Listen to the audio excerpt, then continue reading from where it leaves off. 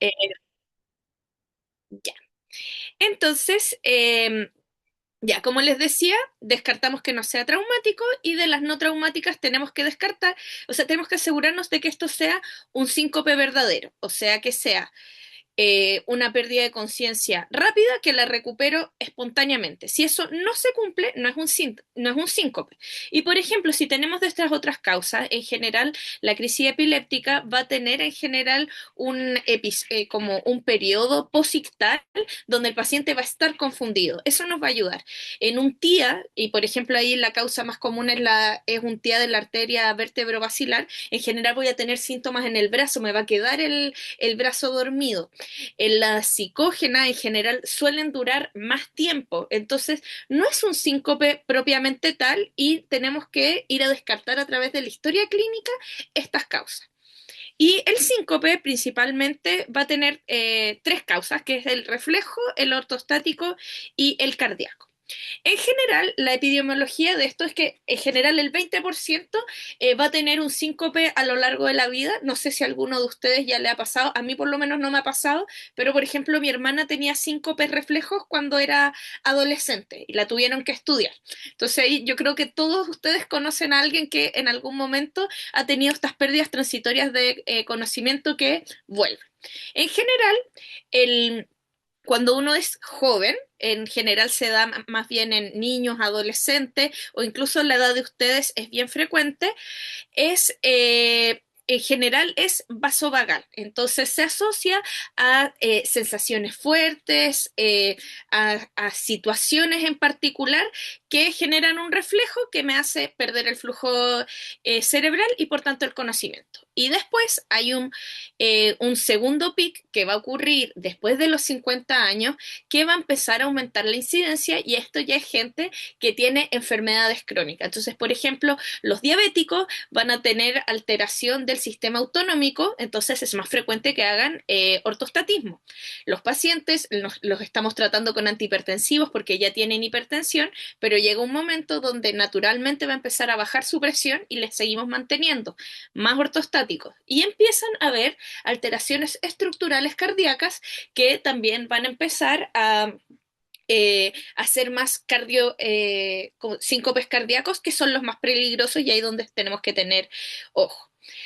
Hay muchas personas, hasta el 50% de las personas que tienen un síncope vuelven a repetirlo. Eso en general no es una bandera roja, sobre todo si, por ejemplo, no sé, un adulto mayor que tiene muchos síncopes seguidos en días seguidos, es probablemente porque todavía no ha llegado a la causa, suelen ser ortostáticos y no lo estoy tratando. Entonces, el aumento de la frecuencia o la recurrencia no es por sí mismo una bandera roja.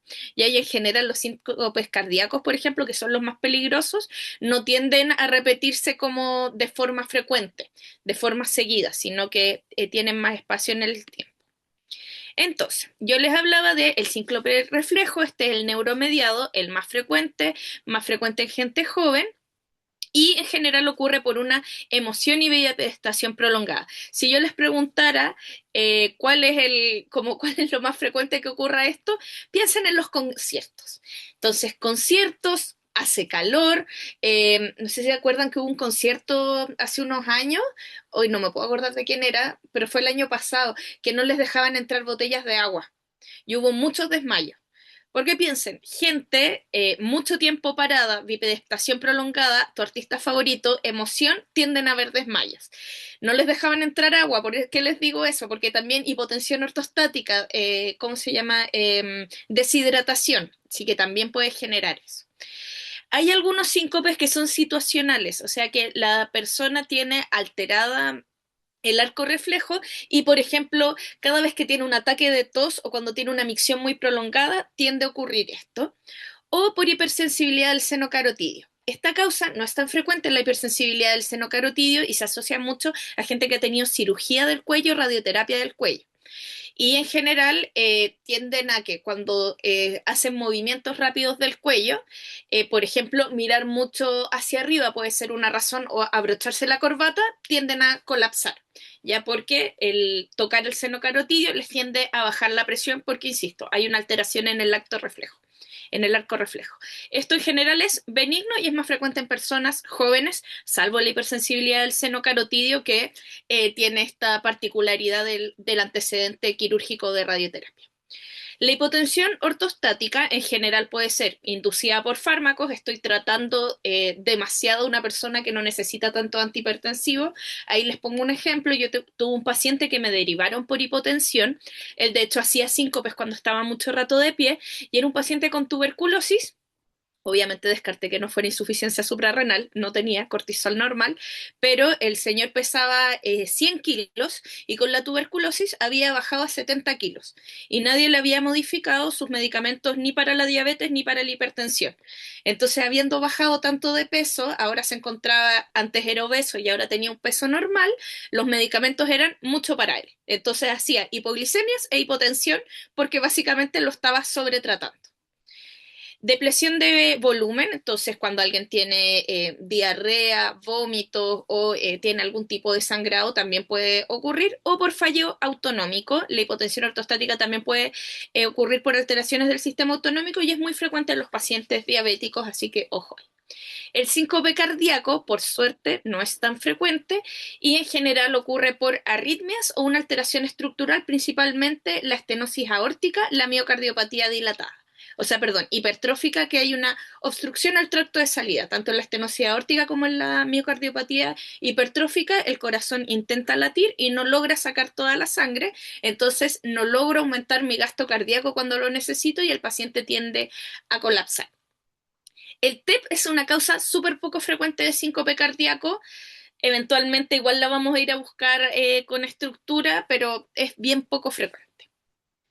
Y el objetivo principal de ustedes que van a trabajar como médicos generales es descartar que esto no sea cardíaco porque es el más peligroso y el que va a provocar finalmente muerte súbita. Tenemos entonces estos tres pilares etiológicos que yo les hablé, el reflejo, el ortostático y el cardíaco, y como les digo, lo importante es el cardíaco porque tiene alta mortalidad, ¿ya? En general tenemos, yo diría, tres herramientas, que sería una anamnesis exhaustiva, un examen físico que evalúe el ortostatismo en particular, y tenemos un examen simple, barato, que está en todos los servicios de salud, que es el electrocardiograma. Entonces, vamos por la anamnesis exhaustiva, que es reconstruir el evento. Entonces yo le tengo que preguntar a la persona, idealmente a un acompañante, y piensen que vivimos en una era digital donde la gente anda con el celular en la mano. Entonces también si tiene videos del episodio, regio. Veamos también el video del episodio, asegurémonos que no es un episodio comicial, que la persona cómo se despertó, cómo se sentía, qué ocurrió. Entonces le vamos a preguntar, ¿qué estaba haciendo? Si, por ejemplo, estaba en alguna postura, que es lo que les digo yo del cuello, estaba haciendo algún esfuerzo físico. En general, los síncopes que ocurren en esfuerzo suele ser una bandera roja porque me habla de un gasto cardíaco inadecuado. ¿Ya? Entonces eso me podría pensar que es de miocardiopatía hipertrófica, estenosis aórtica o alguna arritmia. Entonces, en general, por ejemplo, los colapsos que ocurren en partidos de fútbol, hemos visto esto varias veces en la tele, son graves. Hubo otros detonantes, como les decía yo, la micción, ponerse la corbata, estuve mucho rato parado, estaba en un concierto. ¿Qué síntomas tuvo el paciente? Mareos, visión de túnel, hacía calor, tenía náusea, tuvo algún síntoma que a ustedes les ayuda a ver, claro, efectivamente estaba deshidratado, efectivamente hacía calor, estuvo mucho rato de pie, se levantó muy rápido. El colapso ¿hubo testigos? Yo insisto, el celular que alguien haya grabado. ¿Cuánto duró la inconsciencia? Porque acuérdense que el síncope por definición es corto, de corta duración. Entonces, raramente va a superar el minuto. Si supera el minuto, tengo que pensar ya en que es comicial, en que tiene otra causa. Y cómo el paciente despertó. Si despertó lúcido, bien, probablemente es un síncope verdadero. Si despertó confuso, probablemente podría ser algo comicial, podría ser algo no síncope verdadero. Y si quedó con algún síntoma residual, fatiga, palpitaciones, trauma por la caída, porque podría partir siendo no traumático, pero en el síncope fue traumático. Y Ojo, porque ya yo les hablé de que en esfuerzo podría ser cardíaco. También es raro, como las causas son principalmente el ortostatismo y el reflejo, lo más común es que el paciente haya estado haciendo algo. Si el paciente tuvo el síncope sentado tranquilo o acostado en posición supina, eso también es una bandera roja porque probablemente ahí estemos hablando de alguna arritmia, de alguna alteración del ritmo cardíaco que le provocó el colapso. Ya. Y acá tenemos que reconocer patrones, lo que yo les decía, la emoción intensa, acuérdense de el síncope reflejo, yo encuentro que el mejor ejemplo es concierto. Ya los pródromos, en general, calor, sudoración, visión borrosa y factores de riesgo clínico, en general son pacientes jóvenes y les pasa varias veces. Yo les contaba que mi hermana había tenido síncopes reflejos cuando era chica y le pasó varias veces. Ya eso no es alteración, ¿cómo se llama? No es alguna, no me hace sospechar bandera roja. De hecho, al revés, si le pasó varias veces, le pasa cada vez que va a un concierto, cada vez que sale al recreo, en el caso de alguien joven, lo más probable es que sea reflejo y benigno. Ortostático, sobre todo si hay, ¿cómo se llama? Eh, No ver las clases de Perdón, segundo, pero las de que vean cosas ese que dije de pediatría. alguien tiene el micrófono abierto y me parece distráctil. Gracias, ya. Lo muteé. El síncope ortostático, en general, siempre va a estar el cambio de posición. Me levanté y colapsé, ¿cierto? No es necesariamente inmediato, puede ocurrir de 1 a 3 minutos después del cambio de posición. Y, o, por ejemplo, cuando hay una alimentación muy grande, también como piensen en un robo de sangre desde el cerebro. Entonces, también puede ser, comí algo muy copioso, después de almuerzo me levanté y ahí colapsé. O después del ejercicio, hice mucho ejercicio, sudé mucho, estoy deshidratado y después cuando me fui a levantar a buscar mis cosas, colapsé. Eso en general no es, es la bandera roja suele ser en el ejercicio, no post ejercicio. Y estos pacientes se sienten mal, tienen mareos, debilidad, visión en túnel y asociado a levantarse. Se asocia mucho más a adultos mayores, como yo les decía, esta, sobre tratar la hipertensión y la diabetes, por lo que les decía yo, esta alteración del sistema autonómico. En el síncope cardíaco durante el esfuerzo físico. Esa es una bandera roja rojísima. Posición supina, lo que les decía yo, no estar haciendo nada, sin ningún desencadenante, eso es bandera roja. No hubo pródromo, en general es caída fulminante, pero muchas veces ellos te dicen, sentí palpitaciones, a veces me pasa esto y todo. Tenemos esta nueva, ¿cómo se llama?, herramienta diagnóstica que son los relojes inteligentes. A mí me ha pasado pacientes que han venido a consultar ambulatorio por síncopes que usan relojes inteligentes y tú le puedes pedir que busquen en su celular en la aplicación y la aplicación en general te avisa si tú tienes frecuencias cardíacas muy altas o muy bajas durante el día. Entonces eso eventualmente te podría ayudar para ir a buscar arritmias. Ojo que ahora los relojes inteligentes, muchos están validados para hacer diagnóstico de FA. Entonces podría ser una herramienta que empecemos a usar. Para síncope no está validado, pero podría ser algo complementario. Y obviamente si el paciente tiene antecedentes de que hubo muerte súbita en la familia, que la familia tiene, ¿cómo se llama?, alguna miocardiopatía hipertrófica, que suele ser familiar. Por ejemplo, yo sigo una paciente que sus dos hijos lo tienen, ella lo tiene, ahora está estudiando como a sus hermanos y todo, como para que ella sepa los riesgos y no se pongan a hacer deporte sin supervisión, por ejemplo. Entonces, puede estar el antecedente o haber tenido un infarto. Todo eso te suma un poco para que uno le den ganas de estudiar a estos pacientes. Y cuando vamos a examinar al paciente, tengo que ir al corazón. Ya aprendimos que la tercera etiología, la cardíaca, es la más importante, entonces voy a ir a buscar soplos, estoy buscando estenosis aórtica y miocardiopatía hipertrófica, entonces va a ser el segundo ruido, ¿cierto? Evaluar ritmos irregulares para pillar arritmias o bloqueos. Y exploración neurológica para descartar que no sea un síncope falso, que no haya déficit focales para que sea, por ejemplo, un TIA, pero el síncope no debería tenerlo, ¿cierto? Y el ortostatismo, tengo que ir a buscar el ortostatismo.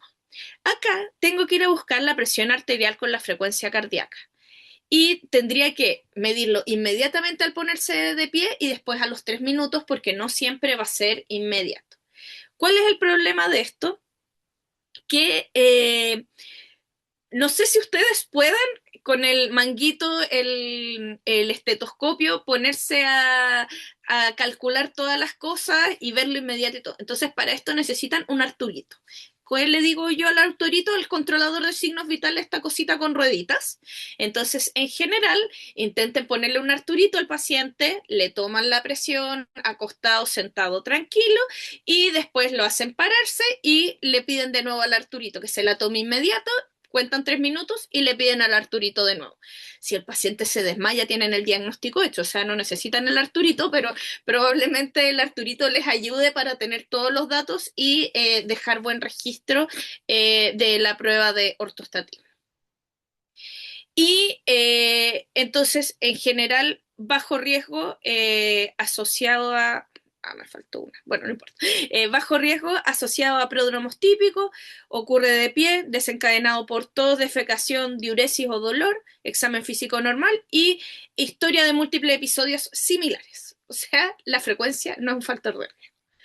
Alto riesgo en general ocurre en el esfuerzo físico, no después, en posición supina, sin ningún pródromo, palpitaciones, historia familiar de muerte súbita o que le encuentren algo cardíaco al examen físico. Y la última situación que tienen que ir a buscar es las señales de alerta en el electrocardiograma. En general, si tenemos ondas Q patológicas o alteraciones del ST, este paciente puede tener un infarto, ergo puede tener bloqueos, ergo puede tener cardiopatía estructural, ¿cierto? Trastornos de la conducción, en general, bloqueos bifasciculares o bradicardias, bloqueos y bradicardias, una bradicardia sinusal o en general bloqueo AB de segundo grado, MOVITS 2 o tercer grado. En general, MOVITS 1 no va a provocar síncope. Y si ustedes tienen un bloqueo y síncope, es indicación de marcapasos.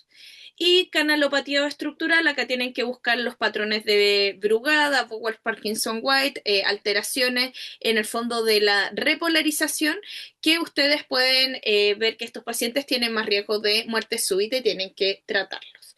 En general también signos de hipertrofia ventricular podría ser signos de miocardiopatía hipertrófica y si yo sospecho eso, además de un electro, también le voy a pedir un ecocardio. Y voy a este paciente, lo voy a ingresar o lo voy a mandar de alta. Si este paciente yo veo que esto es reflejo o que esto es ortostático y en la observación en la urgencia ha estado bien después de que yo lo hidraté y todo, podría mandarlo para la casa, ¿ya? Obviamente lo educo, le digo manténgase hidratado si creo que es ortostatismo, le bajo lo antihipertensivo, le digo tome harta agüita, tome sal, cuando vaya a estar de pie mucho rato, lleve su botellita de agua. Si el paciente, yo tengo cualquier duda de que esto puede ser cardíaco, idealmente tengo que mandarlo a la urgencia e ingresarlo, sobre todo para monitorizarlo de forma continua y ver si le pillo la arritmia, hacerle el ecocardio lo antes posible, intentar solucionarle el problema lo antes posible. Entonces, bajo riesgo el síncope reflejo, ya lo habíamos dicho, prodromo típico desencadenante claro, sin alteraciones en el examen físico y en el electro. Riesgo intermedio podría ser ortostatismo en alguien que es mayor, alguien que está deshidratado, alguien que tuvo un sangrado. Entonces, estos pacientes eventualmente podría ingresarlos para manejarle en el fondo la hidratación y asegurarme de que no le pase de nuevo. Eventualmente, nosotros sabemos, bueno, ustedes son de la Cato, bueno, también hay de otros hospitales, pero si van a los hospitales públicos, no es que yo tenga poco tiempo de espera en la urgencia. Podría observarlo en la urgencia, por ejemplo, después de hidratarlo y hacerle una prueba de ortostatismo ahí. Me demoro literal 3 minutos. Y si pienso que es alto riesgo, debería ingresarlo, ¿ya? En esfuerzo, durante el ejercicio o que estuviera acostado, historia familiar, electroanormal, soplos, algo de insuficiencia cardíaca, tengo que ingresarlo para ver cómo puedo ayudar a ese paciente y evitar la muerte súbita. Y el manejo inicial en el fondo, ustedes ya lo revisamos en el fondo en los pacientes con reflejo educarlos. Los pacientes con ortostático voy a tener que hidratarlos y manejar bien, probablemente cambiarle los fármacos. Por ejemplo, yo a este paciente que les contaba de la tuberculosis, le enseñé que cada vez que tuviera que caminar mucho, hacer filas, era trabajador social, entonces se movía mucho, llevara medias apretadas, llevara su vasito de agua, llevara, o sea, su botella, llevara como todas las cosas para que esto no le pasara y anduvo súper bien. Bueno, y le bajé los antihipertensivos, por supuesto. Y panel rojo, mandarlo al cardiólogo, hay que ayudarlo de alguna otra manera, ya sea operándolo, poniéndole un marcapaso, alguna cosa. Y eso, entonces ustedes van a tener que definir si el paciente tiene o no síncope, diferenciar las otras causas, buscar banderas rojas para ver si debe ser derivado cardiología, obtener los signos vitales en el fondo y el electro para asegurarse que no hayan banderas rojas, y el síncope cardíaco es causa de muerte súbita. Entonces, la idea es que ustedes tienen que derivar el síncope cardíaco. No requiere nada avanzado, sino que ustedes escuchen, toquen y le tomen un electro a los pacientes. Acá les dejé como el esquema de qué hay que hacer, entonces confirmar que sea síncope, hacer si es de causa benigna, lo mandamos para la casa. Si no estoy seguro o creo que es cardíaco, voy a tener que ir a buscar las banderas rojas y ingresar al paciente. Si el paciente podría estudiarlo ambulatorio, este paciente con ortostatismo, pero en general el rojo es el que tengo que supervigilar, ¿cierto? Y eso es todo. No sé si tienen alguna duda, consulta.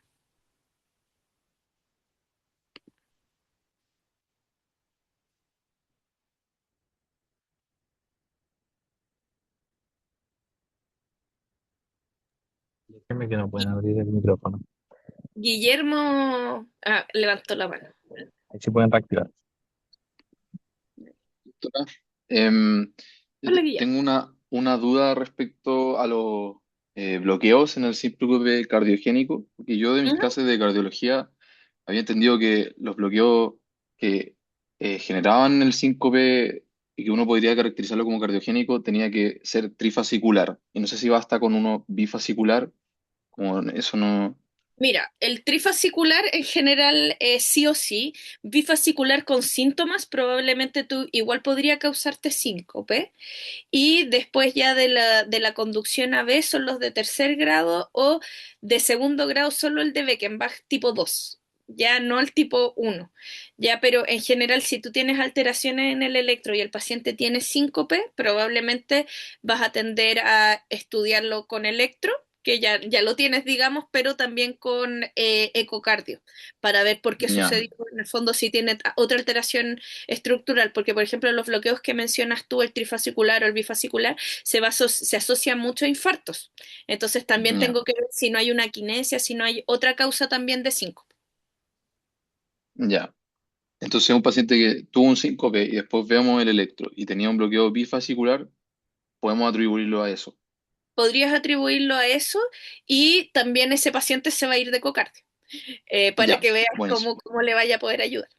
Ya, gracias, doctora. Porque, por ejemplo, si tiene fracción de eyección muy baja con el bloqueo, ahí también vaya a necesitar implantarle un marcapaso, ¿cachai? Como Ya, para dilucidar bien la diferencia. ya. Muchas gracias.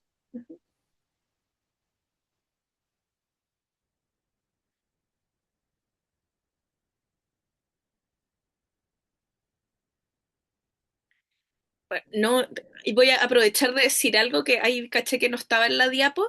La prueba de ortostatismo es positiva cuando la PAS baja 30 milímetros de mercurio o la presión arterial diastólica baja 10 milímetros de mercurio, ya que ahí me comí esa diapo que estaba con la definición. Ya, entonces, ojo ahí. Y en general también tienen, ¿cómo se llama? Una respuesta cronotropa que en general es que aumentan la frecuencia cardíaca al menos en 20 latidos por minuto. ¿Ya? Entonces es 30, 10, 20, como los números mágicos.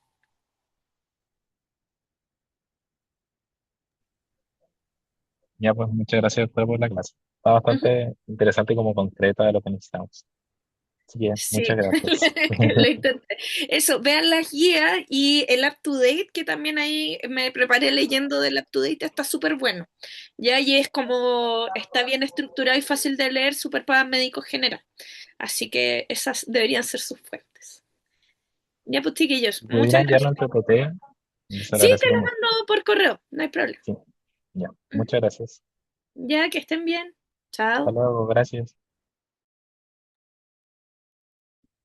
Ya, entonces, como les comentaba, ahora viene la clase del doctor Bidner, que era a las 6:45, pero está en pabellón porque, bueno, él es electrofisiólogo, entonces tiene sus procedimientos. Así que por mientras toca esperar. Después viene la clase de casos clínicos de síntomas, que va a estar dado por el doctor Salvador a las 7:30 y después a las 8:15 en la clase de la doctora Río Seco de los casos clínicos de prevención. Eso, ¿alguna duda o algo? Ya. Y recuerden, luego el sábado toca la sesión de electrocardiograma, em, como electrocardiograma normal, que es un poco para los que no han pasado por el curso como clínico de medicina interna. Le dije al doctor como que habían de todos los años como para que todos puedan entender y después puedan entender las clases de arritmias que están al final. Para la próxima semana, lo voy a...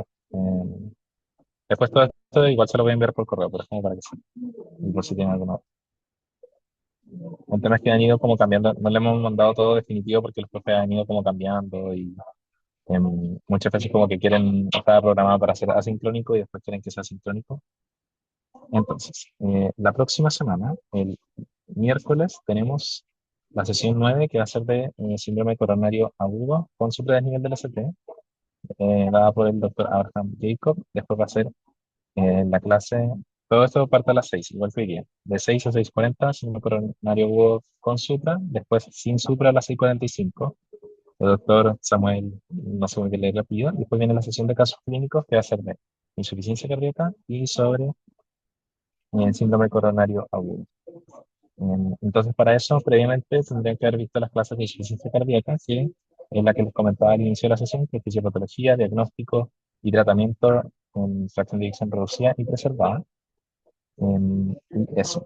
También está la de cardiopatía coronaria crónica y estamos viendo para agregar las clases de cuidados paliativos y rehabilitación, ya que contactamos a varios docentes y bueno, está en proceso.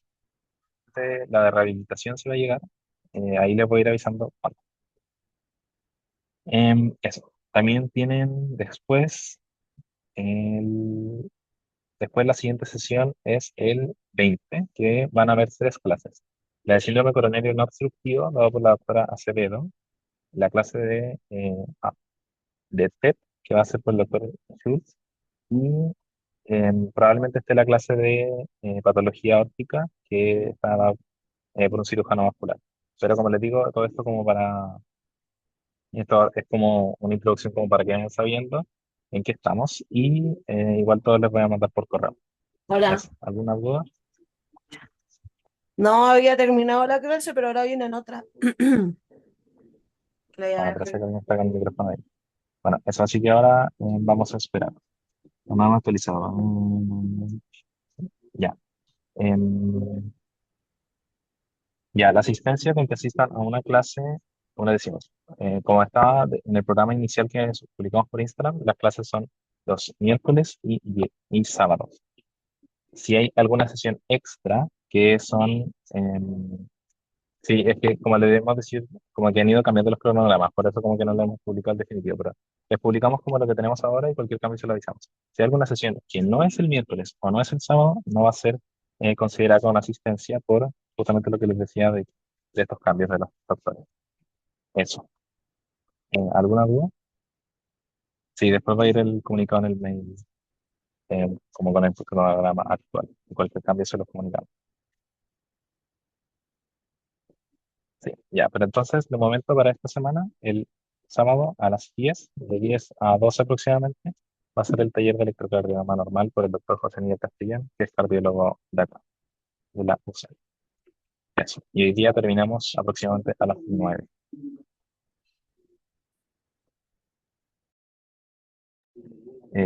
Como dije al inicio de la sesión, va a ser online, porque la mayoría, eran muy pocos los que querían presencial. Así que ahí le vamos a mandar el link. Eso. Entonces, todas las clases de edición han subido estoy grabando eso. Gracias por acordarme. Sí, ya subí las clases de tanto el sábado como la clase que fue el lunes.